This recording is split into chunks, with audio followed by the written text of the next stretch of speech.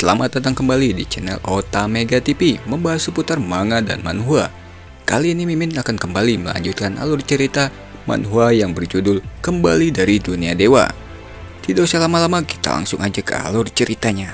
Di part sebelumnya, setelah mempelajari buku tingkat atas dan mendapatkan buku tingkat surga, Yun Qingyang pulang ke rumahnya untuk mengganti pakaiannya yang sobek-sobek akibat serangan tetua Sang, dan kembali melanjutkan pelatihannya. Ketika malam tiba saat akan pergi ke tempat pelatihan, Yun Xuan mendatanginya dan mengajak pergi ke restoran Dongsen. Di sana, Pei Pei, salah satu anak tetua besar, sedang dibully seseorang. Di sisi lain, Pei Pei sedang dibully dan akan dilecehkan seorang pria muda. Dia adalah putra guru bela diri dari keluarga Zhang. Ternyata keluarga Yun semuanya sampah. Tapi kalau main juga, mari kita bersenang-senang, Nona. Apa ini? Cuy. Siapa kau? Berani sekali. Kau Yun Qingyang? Kata pria itu melihat Yun Qingyang berdiri di hadapannya. Hai anjing menjilat, bagaimana rasanya?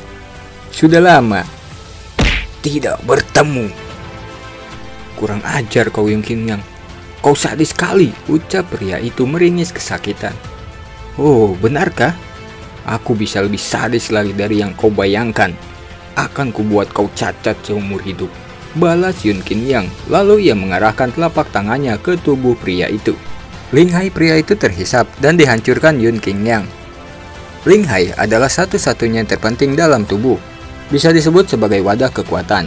Jika hancur, semua ilmu pelatihannya akan hilang.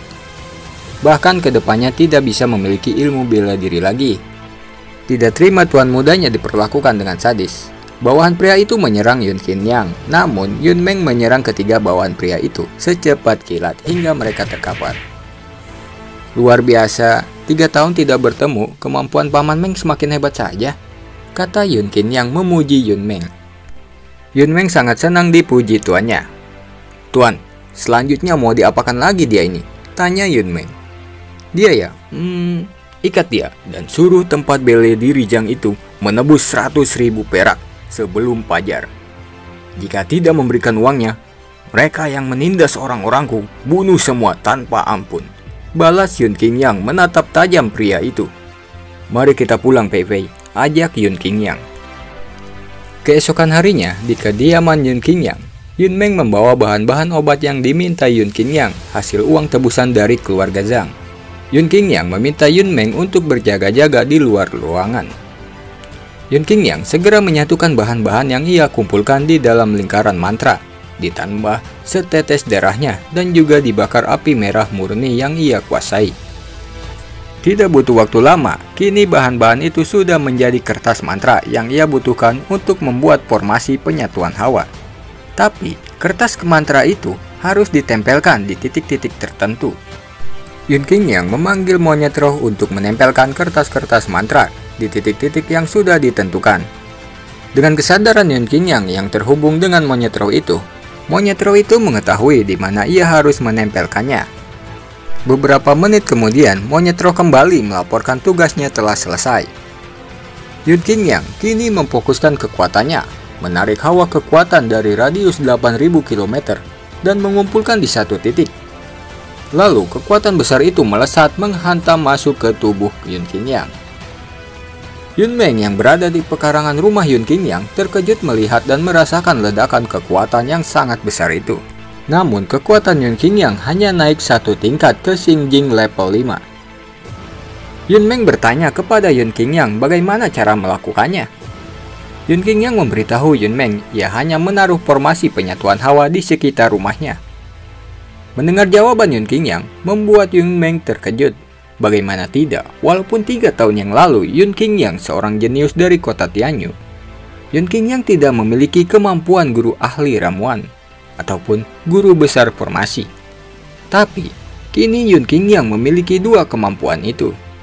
Dan juga, guru besar formasi jauh lebih terhormat daripada guru ahli ramuan. Mungkin saja Tuan Yan guru besar formasi pertama dari kota Tianyu, kata Yun Meng. Yun Qingyang mendekati Yun Meng yang masih termenung. Paman Meng, kamu memiliki hambatan kenaikan level Xingjing. Sudah ada 5 tahun masih Xingjing level 7. Apakah itu benar? Tanya Yun Qingyang. Lagi-lagi Yun Meng dibuat terkejut. Bagaimana tidak, seharusnya hanya Yun Meng yang mengetahuinya. Di mata Yun Qingyang, terlihat aura kegelapan menyelimutinya, yang berasal dari orang-orang yang dibunuh Yun Meng. Tentu saja sebagai ujung tombak keluarga dan pelindung keluarga Yun, Yun Meng harus membunuh orang-orang yang mengancam keluarga Yun. Sekeras apapun Yun Meng berlatih, kekuatannya tidak akan ada peningkatan. Yun Qingyang menempelkan tangan di dada Yun Meng dan meminta percaya kepadanya. Yun Meng ingat, itu gerakan Yun Qingyang saat menghancurkan Ling Hai, putra guru bela diri dari keluarga Zhang. Namun Yun Meng tetap percaya kepada Yun Qingyang. Yun Qingyang mencengkram aura kegelapan itu, lalu menghisap masuk ke tubuhnya. Kemudian, aura kegelapan itu dihancurkan di dalam tubuhnya. Tiba-tiba, kekuatan Yun Meng meningkat drastis menyelimuti tubuhnya, dan Xingjing menjadi level 8. Yun Meng berlutut berterima kasih kepada Yun Qingyang. Beberapa hari pun berlalu. Kini tiba hari penentuan penerus keluarga Yun, di mana Yun Qingyang akan bertarung dengan Yun Yangqing. Tidak hanya para tetua, bahkan puluhan pasukan lain di kota Tianyu hadir di sana. Orang-orang dari pasukan lain banyak yang membicarakan mereka berdua dan meremehkan kekuatan Yun Qingyang karena Yun Yangqing sudah mencapai Xingjing level 7. Di sisi lain, Yun Qingyang datang ditemani Yung Xuan dan Yun Meng. Yun Yangqing yang sudah berdiri di atas arena pertandingan mengatakan, "Yun Qingyang, cepat kemari dan jemput ajalmu. 3 tahun tidak berjumpa, apa kau pengecut? Bahkan sebelum pertandingan sudah mau kabur." "Hah? Aku kabur? Jangan bercanda." Yung Qingyang melompati orang-orang di hadapannya menuju arena pertandingan. Tetua besar yang berdiri paling depan tak luput dari injakan kaki Yung Qingyang tepat di kepalanya. "Kurang ajar kau, bocah tengik. Yangqing, habisi dia!" teriak tetua besar. Marah besar diperlakukan tidak sopan di depan umum. "Tenang saja ya," balas Yun Yangqing. Lalu ia mengeluarkan kekuatan penuhnya. "Yung Qingyang, lihatlah langit biru untuk terakhir kalinya. Karena detik berikutnya, kau akan selalu tidur selamanya di..." Belum sampai selesai berbicara, secepat kilat bogem mentah menghantam mukanya, hingga kepalanya terbenam di lantai arena pertandingan. Yung Qingyang menatap tajam ke arah Yun Yangqing yang terkapar. "Memangnya kenapa kalau Xingjing level 7? Kau bukanlah apa-apa, cukup satu pukulan saja mengalahkanmu." "Luar biasa, jenius pertama dari kota Tianyu benar-benar tidak mengecewakanku," ucap seorang pria yang bernama Lin Beihua, berasal dari keluarga Lin. Orang yang menyebabkan Yun Xuan terluka.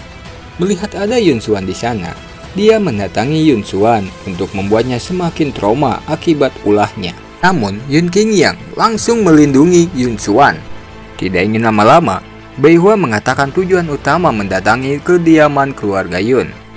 Dia datang mewakili atas nama keluarga Lin, menantang ahli waris keluarga Yun. Tentu saja, itu bukan hanya sekedar pertarungan, namun ada yang harus dipertaruhkan.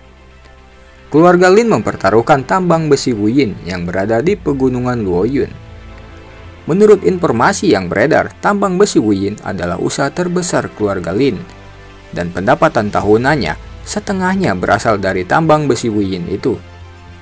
Namun, yang pastinya keluarga Yun juga harus mempertaruhkan sesuatu yang layak untuk tambang besi Wuyin. Dan yang pastinya, Taman Ling Yao lah yang pantas setara dengan tambang besi Wuyin itu untuk dipertaruhkan.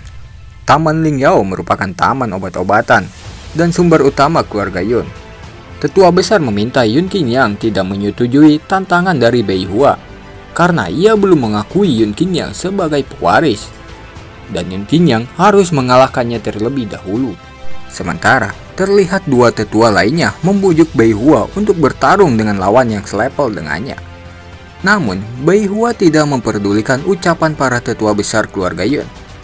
Bagi Beihua, hanya Yun Qingyang yang pantas menjadi lawannya dan menjadi penerus keluarga Yun. Tapi, sebenarnya Beihua mempunyai dendam pribadi di masa lalunya. Tanpa menghiraukan mereka, Yun Qingyang pergi bersama Yun Xuan. Saat ini, Yun Xuan akan menceritakan apa yang terjadi dengannya.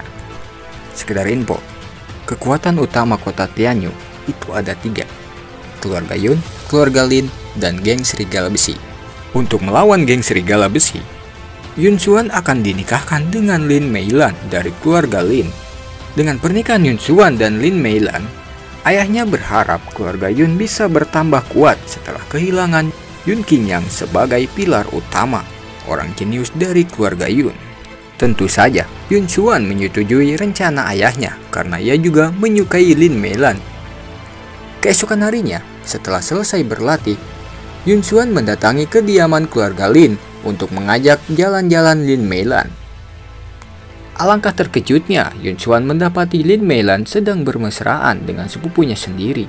Apesnya lagi, Yun Xuan malah dipitnah orang itu akan menodai Lin Meilan dan memanggil para penjaga.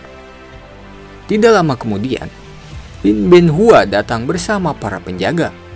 Tanpa mendengar penjelasan Yun Xuan, Beihua menghajar dan menghancurkan Ling Hai Yun Xuan.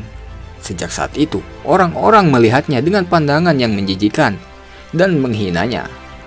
Setengah tahun ini, ia hanya bermabuk-mabukan setiap harinya.